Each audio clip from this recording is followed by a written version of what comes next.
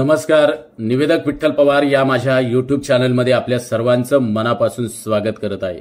आमंत्रण आणि निमंत्रण यात काय फरक आहे, हा आजचा व्हिडिओ आहे। तत्पूर्वी निवेदक विठ्ठल पवार या यूट्यूब चॅनलवर जर आपण नवीन असाल तर माझ्या यूट्यूब चॅनलला सबस्क्राइब करा, व्हिडिओ आवडल्यास लाईक करा, शेअर करा आणि सर्वांना विनंती आहे कमेंट्स करायला विसरू नका। चला तर पाहूया, आमंत्रण आणि निमंत्रण हे दोन्ही शब्द जवळजवळ सर्वच कार्यक्रमाला आपण एकसारखे समानार्थी शब्द म्हणून वापरत असतो। मग आमंत्रण आणि निमंत्रण यामधला नेमका फरक तो आपण या ठिकाणी जाणून घेणार आहोत। आपली मराठी भाषा जशी वळवू तशी ती वळत असते। शिवाय आपल्या मराठी भाषेत बरेच बांधवांनो असे शब्द आहेत ज्यांचे उच्चार थोडेफार सारखेच असतात पण अर्थ मात्र अगदी वेगवेगळे असतात। मराठी भाषा ही जितकी आपल्याला ऐकायला छान वाटते तितकीच ती आपल्याला समजल्यावर उमजल्यावर बोलायला देखील अजूनच छान वाटेल। शिवाय असे काही शब्द आहेत जे एक सारखेच वाटतात पण नीट समजून घेतल्यावर कळतं की त्यांचे अर्थ खरं तर एकमेकांपासून वेगळे आहेत।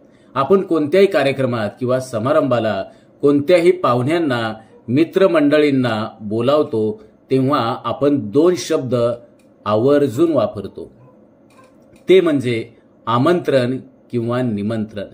दोन्ही शब्दांचे अर्थ एकच, म्हणजे त्या पाहुण्यांना उपस्थित राहण्यास सांगणं। मग यात काय फरक असतो का? या दोन्ही शब्दांचा अर्थ जरी सारखा असला तरी त्यात एक छोटासा फरक आहे, तो तुम्ही नक्की समजावून घ्या। कारण आमंत्रण कधी वापरायचं, आमंत्रण आणि निमंत्रण मध्ये एक छोटंसं अंतर आहे।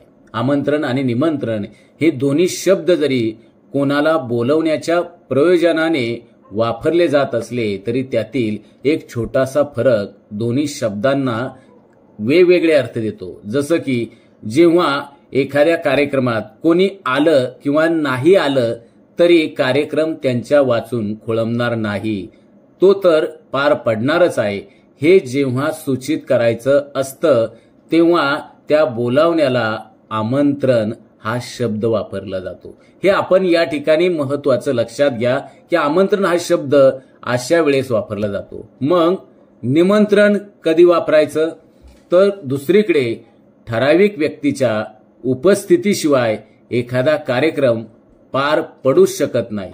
जसं की एखाद्या कार्यक्रमाचे प्रमुख पाहुणे ज्यांच्या हस्ते काहीतरी उद्घाटन, काहीतरी बक्षीस समारंभ, त्यांच्या हस्ते साहित्य वाटप वगैरे वगैरे किंवा त्यांचं भाषण आहे, अशा परिस्थितीमध्ये त्या पाहुण्यांशिवाय तो कार्यक्रम पार पडू शकत नाही, तेव्हा त्यांच्यासाठी निमंत्रण हा शब्द वापरला जातो। मग इंग्रजीत निमंत्रण आणि आमंत्रण प्रसंगानुसार निमंत्रण आणि आमंत्रण या दोन्हींचा योग्य वापर करण्याची गरज आहे।